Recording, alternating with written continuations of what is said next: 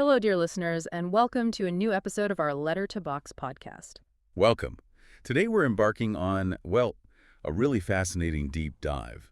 We're looking at a whole collection of sources, literary excerpts, some biographical details, a bit of historical context. And it all revolves around one of the most foundational figures in American literature, I think it's fair to say, a global icon. It is. And we're going to try to look past, the childhood nostalgia. We want to explore the sharp commentary, the moral weight, and some of the deep, dark contradictions that are just embedded in a story that so many of us think we know. That's the mission, right? To take these sources and really unpack the genius of this author and his most famous character. We're not just talking about fun adventures, but the really profound statements he was making about America, about freedom, and what it costs to be civilized. So let's dive in. We are diving deep into the world of Samuel Langhorne Clemens, known to history, of course, as Mark Twain. And the material we have is just fascinating. Let's just sort of bounce between the light and the dark. We've got these excerpts from a German translation of the novel, which adds some really interesting linguistic flavor. Mm-hmm. And alongside that, we have this really rich contextual information about the man himself. So by putting them together, we're hoping you'll get a real sense of Twain the writer and the enduring powers Tom Sawyer the boy. Okay, so let's start with the man. Samuel Langhorne Clemens, born in 1835 in Missouri. He was, truly a product of the 19th century in America, wasn't he? Oh, absolutely. He wasn't just some guy who sat and wrote. He was dynamic. His life just mirrors the energy and the upheaval of that entire age. And his career was anything but linear. Not at all. Yeah. The sources paint him as a genuine polymath. Beyond the world-famous writer and humorist, he was a publisher, a lecturer, a huge star on the lecture circuit, by the way. Like a rock star of his day. Totally. And he was an entrepreneur. He was constantly investing and often disastrously in new technologies. It just speaks to this relentless energy, doesn't it? He couldn't just sit still and write. And even his name. Before he landed on Mark Twain, he tried out others. Yeah, Josh was one. Yeah. And Thomas Jefferson Snodgrass. You can see him trying things on for size. But his style, that's what cemented him. Using common speech, regional dialects, that made him a crucial figure in American realism. And that realism is what let him jump between genres so easily.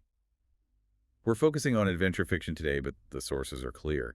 He was just as good at serious social critique. Right. Polemics, essays. Using humor as a kind of surgical tool to just dissect the establishment, he was a master of the travelogue, of satire. Really, he could do it all. We have to talk about the origin of that name, though. Mark Twain.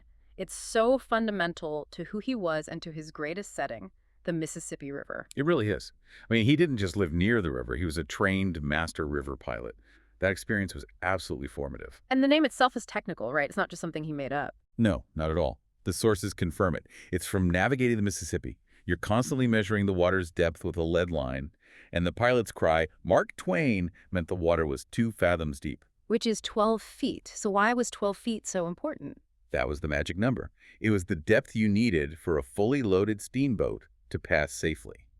So Mark Twain means safe passage. It's the depth of truth, of reliability. It's a really profound name when you think about it. It connects him, this great American writer, to the literal measured depth you need to navigate America's greatest river. And it's also a bit ironic, for a man who became history's greatest humorist to have a name that means reliable measurement.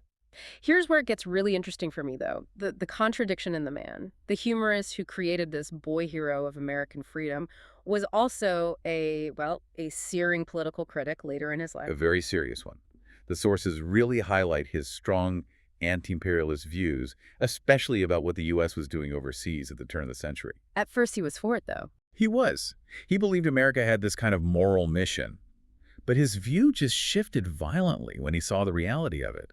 And this wasn't just minor criticism. He became one of the most visible and, frankly, vitriolic opponents of American foreign policy. Specifically regarding the Philippines. Exactly. He did not mince words. He spoke out against having the eagle put its talons on any other land. He argued that the U.S. went there to conquer, period, not to redeem or free anyone. That duality is the key, isn't it? The playful genius who mastered the art of making work look like play, and the moralist who saw hypocrisy and darkness everywhere. He never stopped looking for the Mark Twain, the literal truth, the real depth in whatever situation he was looking at. It's that tension that makes his work last. And that brings us to the novel itself, the book that captured the essence of American youth freedom and the inevitable constraints of civilization. The Adventures of Tom Sawyer. Let's get into it. Okay, so we're in St. Petersburg, Missouri, which is, of course, a lightly veiled version of Hannibal, Twain's own childhood home, and we meet our hero, Thomas Sawyer, right away. And how is he described in the German text? It's a great phrase. It's fantastic. Faustdick hinter den Ohren. Which means? Literally, a fist thick behind the ears. But it's an idiom. It means he's just full of mischief. He's incorrigible. Always up to no good. And that first scene with his guardian, Aunt Polly, it just sets the tone for their whole relationship, right? This humorous battle of wits. It does.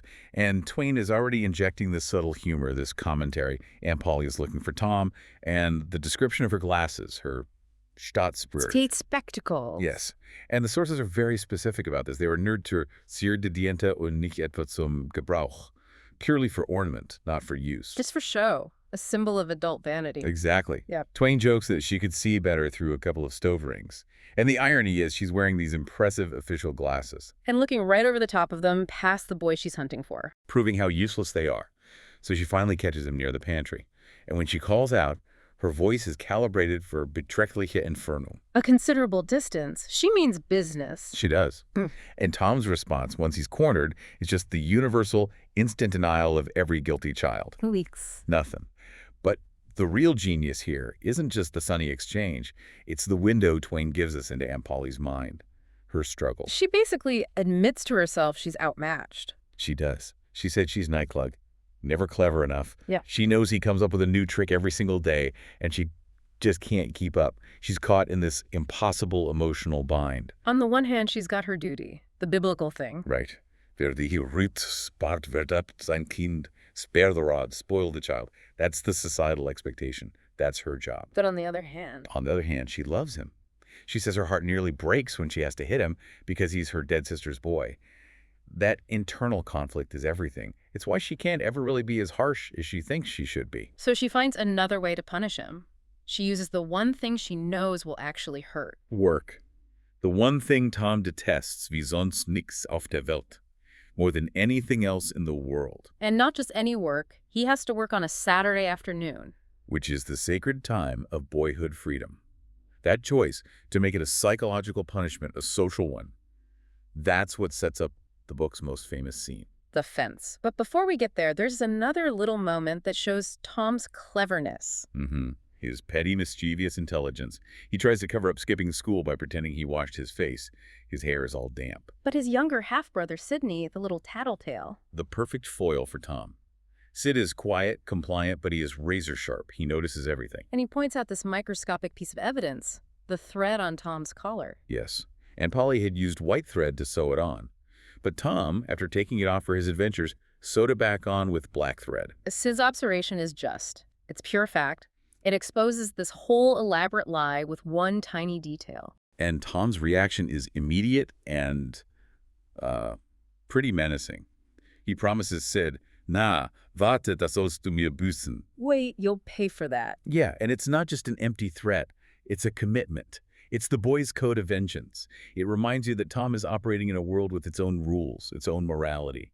He's a complex kid right from the get-go. Okay, so Saturday morning arrives, the day of the punishment, and Twain really lays it on thick, doesn't he? The description of the day. Oh, he does. The sources describe it as just beautiful. Everything's blossoming. It's fragrant. The air is alive with the promise of summer adventure. Which just makes Tom's despair that much deeper. It makes the chore feel like an existential crisis. And the task is huge for a little kid. A fence 15 yards long and 9 feet high. Tom sees his whole existence as a burden. Yeah. This is civilization pressing down on him. So his first instinct is practical. Bribery. He tries to swap with Jim, the client negroman. Jim's chore is easier, just chopping wood. Tom offers him his little trinkets. But Aunt Polly shuts that down fast. She does. And Tom learns this harsh lesson in economics. His currency, the feathers, the marbles, the pencil stubs, they are nemmi und nimmer genügen. They're never going to be enough to buy even half an hour of freedom on a day like this. So that failure forces him to innovate. He can't buy his way out. He needs a cognitive leap. He needs a gross, wahrhaft, glanzender Einfall. A great, truly brilliant idea. And this is the moment. This is where Twain moves beyond just a kid's story and delivers this profound socioeconomic critique that is, I mean, it's still completely relevant today. It's all about reverse psychology. Applied reverse psychology. Weaponized. He weaponizes scarcity and the human desire for status. Right. And his first victim is the perfect target. Ben Rogers, swaggering along, pretending to be a steamboat. Great Missouri. It's such a perfect image. Ben is the captain, the engine, the bell. He's even calling out the water depth, a 9-foot depth, which of course echoes the 9-foot height of the fence. And Tom's strategy is just to ignore him. Completely. He pretends to be utterly absorbed. He's not doing a chore. He's engaged in a serious, challenging artistic endeavor. So when Ben starts mocking him, Tom plays reluctant. He uses scarcity and elevated status just brilliantly. Ben asks if he can try, and Tom says, "Nina, es geht nicht, Ben." No, that won't do. He says Aunt Polly is incredibly particular about this fence. He frames it as an exclusive privilege. Exactly. Oh. Not work. He insists maybe only one boy in 2000 has the skill to do it right. He makes it seem like this coveted honor. A challenge for a true artist. And that scarcity creates instant, insatiable demand. Ben starts begging. He offers apple core, then the whole apple. And Tom, the master negotiator, finally agrees. With, as the text says, Widerstreben im Antlitz, Frohlocken im Herzen. Resistance on his face, but pure joy in his heart. Don't forget to subscribe and leave a like if you enjoy this podcast. So now the Great Missouri steamer is sweating away in the sun, and Tom, the former prisoner, is sitting in the shade, eating an apple, and planning his next listage plane. His cunning schemes. He's the manager now. He's collecting tolls for the privilege of joining the Whitewashing Guild. And it just snowballs from there. The other boys see Ben paying to work, and they all line up. And the treasures he gets tell you everything about the boy economy. It's not about money. It's about immediate, tangible things. What does he get? He gets Billy Fisher's kite, Johnny Miller's dead rat on a string. Which must have been a high-value item. Oh, for sure. Plus 12 marbles, a trumpet mouthpiece, a shard of blue glass, a key that doesn't unlock anything. And by the middle of the afternoon, he is, what, in Reichtum und Welsen? Literally rolling in riches. And that massive fence has 3 thick coats of whitewash on it. He's achieved total freedom and substantial wealth, and he hasn't lifted a finger. It's the central lesson of the scene, isn't it? Twain spells it out. He does. He says, Tom unknowingly discovered this deep law of human nature. To make something desirable, you just have to do 2 things. 1, make it difficult to get. Scarcity. And 2, you have to define it as a Vergnügen, a pleasure, instead of Arbeitwerk. The minute something becomes an obligation, it loses its appeal. Tom Sawyer didn't just trick his friends. He showed us how value is socially constructed. So Tom goes home triumphant, Aunt Polly is completely bewildered, and the story immediately pivots. We go from socioeconomic theory to young love. Enter Becky Thatcher, new girl in town. And Tom is instantly, completely smitten, which means he has to put on a show. An elaborate performance. His courtship ritual is pure performance art. He does these Hausbrecherischen gymnastischen Übungen, breakneck gymnastic exercises, showing off his daring. And it works. Becky throws him a flower over the fence. A Stiefmütterchen. A heartsease. And his retrieval is perfect Tom Sawyer. He uses his gelenkigen Zane, his agile toes, to pick it up, then he tucks it proudly under his jacket. On his chest. Well, the text notes he puts it over his heart. Or maybe his stomach, since he was in the Anatomie nicht sehr bewandert. Not very well versed in anatomy. It's another one of those perfect little winks from Twain. That lighthearted romance is then immediately contrasted with the suffocating rigidity of Sunday. Tom's in his other suit, his uncomfortable Sunday best, heading to the dreaded Sunday school. And this is where Twain really launches his attack on the superficiality of organized religion. The whole Sunday school runs on this performance-based reward system. Tickets. Yellow, red, and blue tickets for memorizing Bible verses. Get enough tickets, you win the big prize. A Bible. So it's all about memory, not understanding. Exactly. It rewards conformity, not genuine faith. And Tom, who just mastered the art of leveraging high-value commodities, sees a massive opportunity for a scam. He uses his whitewashing wealth. He trades all those treasures, the marbles, the dead rat, everything, for tickets from the other boys who actually did the work. He ends up with enough to claim the prize. Which wins him this huge admiration from all the town dignitaries, including Judge Thatcher, Becky's father. Tom the miscreant is suddenly a model of piety. It shows how easily a system that's supposed to reward virtue can be gamed by commerce. But the scam is exposed pretty quickly. And spectacularly. Judge Thatcher, wanting to show off Tom's brilliance, asks him a very simple question. Who were the first two apostles? And Tom has no idea. His purchased knowledge fails him. The whole system is revealed as a fraud. It's just brilliant satire. But then the tone shifts again, dramatically. Yeah. The true, terrifying dark side of St. Petersburg is about to come out. Tom and Huck go to the graveyard at midnight for a superstitious ritual? Just to get rid of warts using a dead cat. Huck even mentions that his last attempt using fall as wasser or rotten water didn't work. It just shows you how deep they are in this world of folk magic. But instead of some harmless superstition, they stumble into a real, life-altering crime. They witness three men, Dr. Robinson, Muff Potter, and Injun Joe, robbing a grave. A fight breaks out, and Injun Joe. Huck calls him the verdammt Halbblut, the damned half-breed. He brutally murders Dr. Robinson. And what makes it even more terrifying is Joe's calculation. He immediately frames the drunken, unconscious Muff Potter, puts the murder weapon right in his hand. The boys are just paralyzed with fear. They know Injun Joe is genuinely lethally evil. They retreat and swear a vow of absolute secrecy. A blood oath. A solemn blood oath. They use a needle to prick their fingers, write their promise on a shingle. They seal it with schriftliches and blood, with writing and with blood. And that secret, the weight of knowing an innocent man is framed for murder, is just unbearable for Tom. So he does the only thing he knows how to do. He escapes reality. He, Huck, and Joe Harper run away to Jackson's Island. They become pirates. And while they're gone, the town goes into this dramatic mourning. They think the boys are dead. We see all the community rituals, the steam ferry firing a cannon, the bum sound over the water, the old superstition that it would make the bodies float to the surface. But Tom sneaks back. He sneaks back and hides under a bed to watch the grief. And he hears Aunt Polly. She's heartbroken. She's regretting her last act of unkindness to him, hitting him with a thimble for giving the cat medicine. He hears that he's a martyred hero. And that's what gives him his next great idea. His ultimate theatrical stunt, attending their own funeral. They march right down the aisle in the middle of the service. They go from dead heroes to resurrected legends. It's Tom's mastery of social engineering at its absolute peak. So that high point of fame crashes right back down to reality with Muff Potter's trial. The fame doesn't last, but that moral weight, that's still there. And it's immense. Tom realizes he just can't let an innocent man hang. This is his biggest moment of growth in the entire book. He has to choose. He has to weigh the boys' code, Yeah. that sacred, inviolable blood oath against adult morality, against justice, and he chooses justice. He breaks the oath, he testifies and points the finger at Injun Joe, and the courtroom just erupts. Pandemonium. Injun Joe leaps out the window, Veter blitz like lightning, and he's gone. So Potter is free, but now Tom and Huck are living in constant terror. They know Joe is out there, and he'll want revenge. And to cope with that fear, they throw themselves into a new adventure, the treasure hunt. They're all in on the mythology of it. Treasure is either where a shadow falls at midnight or... Or, more likely, under the floorboards of a haunted house. So they go to the haunted house, and they're not alone. They're interrupted by two men. One is a raggedy-looking guy, and the other is the deaf-mute Spaniard they've seen around town. But Tom's intuition kicks in. He realizes the Spaniard is Injun Joe in disguise. Exactly, with a shaggy white beard and green glasses. Ah. And suddenly this fun treasure hunt becomes a deadly confrontation. And the criminals, they're not there for the same reason. They're there to bury their own loot. But while they're digging, they accidentally find the real treasure.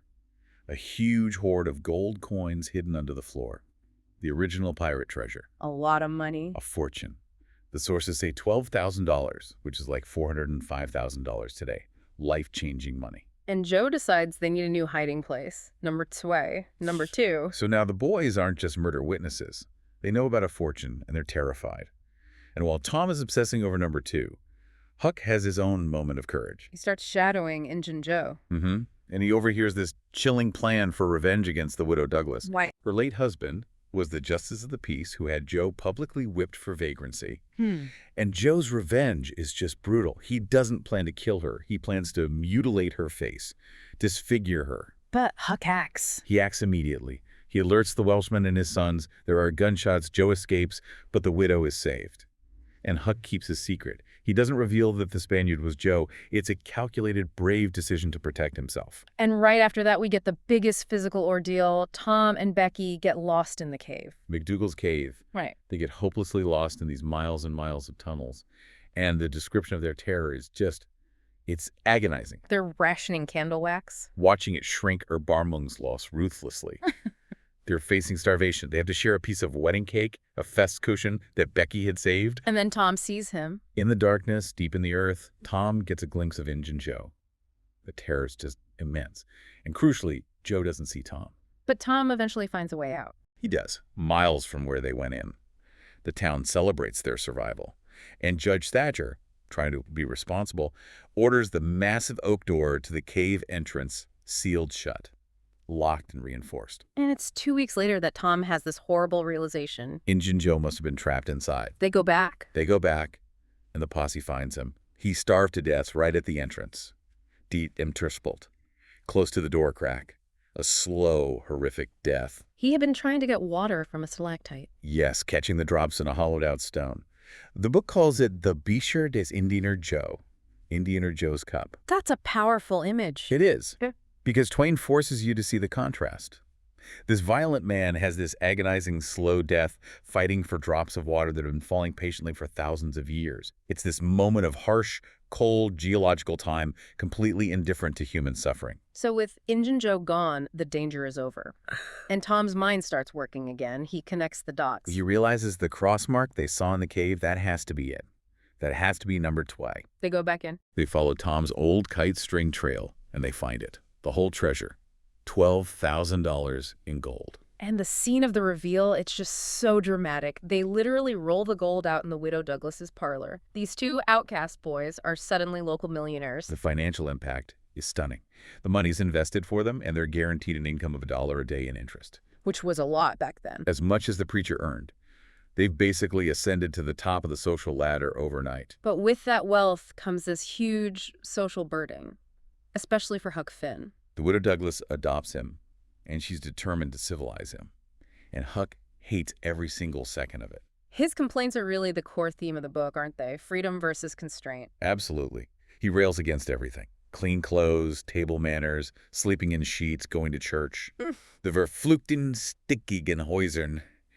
The damned stuffy houses. He runs away. He just wants his old life back. Sleeping in barrels, no master, no chores. He feels the money, the Verpflichtgeld, has ruined his life. It's Twain making this powerful argument for the value of nature and freedom over these artificial social rules. Huck would rather have his soul than comfort and status. And the book's conclusion is just brilliant. Tom, now the town's most respected boy, goes to persuade Huck to come back. But he doesn't appeal to morality. He doesn't say, you should be grateful to the widow. He appeals to Huck's desire for future mischief. He proposes they form a high-class robber gang. The ultimate boy fantasy. But here's the kicker. The final perfect irony. The gang's oath requires all its members to be respectable. Well-mannered. So Huck agrees. He'll go back to civilization for 1 month, Bils Ekfefal, until I rot. But only on the condition that he can join Tom's band of respectable robbers. It's a perfect encapsulation of Twain's insight. The promise of future, more sophisticated criminal activity is the only thing that can enforce present-day good behavior. Tom games the system right to the very end. Okay, so we've covered a huge amount of ground here. From Clement's political views to Tom's genius with the fence. If we boil it all down, what are the central takeaways from these sources? The first, and it's the most iconic, has to be mischievous genius. Tom Sawyer basically proves he can transform work into play just by understanding human psychology. He knows if you define something as a hard-to-get Vergnügen, a pleasure, instead of Arbeit, work, you can make a fortune. Right. Second, there's the moral weight of it all. The boys' adventures go from pranks to witnessing a murder, and Tom has to make this huge choice between his own code and adult morality. His decision to break that blood oath is what really sets him on the path to becoming, well, a respected adult. Third, it's that constant struggle, freedom versus constraint. That's all embodied by Huck Finn. His reaction to wealth, hating the clean clothes and the verfluchten sticky and Häusern. The damn stuffy houses. It's Twain's whole critique of what civilization costs you. And the final irony is using the promise of a robber gang to enforce good behavior. And finally, you can't ignore the hidden danger. Twain completely punctures that myth of the idyllic small town. There's real violence, real greed, real evil lurking just under the surface, all embodied in Injun Joe and his horrible death. The town is so much more complex and dangerous than it first appears. It's a remarkable book. It uses the frame of a kid's adventure to deliver some very serious and often very dark social commentary. It really is. So as a final thought for you to take away, we talked about how Samuel Langhorne Clemens was an entrepreneur, always looking for that next great, truly brilliant idea. The sources mention his lifelong fascination with science and technology. He invested his time and his fortune in new inventions, Even when those investments failed. often when they failed. So consider this. That restless, ingenious spirit of Tom Sawyer, the boy who could solve any problem with a cunning scheme, that's the exact same ambitious, inventive spirit that drove the adult Samuel Langhorne Clemens. The boy is the man. In a way, yes. He never stopped looking for the Mark Twain, the depth, the truth in life, in literature and technology. He was always searching for that moment of strategic genius, just like Tom, trying to figure out how to get that fence painted. The author's entrepreneurial heart beat strongest in the cunning schemes of his most famous boy. A truly fascinating connection between the life and the fiction. Thank you for joining us on this deep dive into the Mississippi and the enduring genius of Mark Twain. Thank you for listening.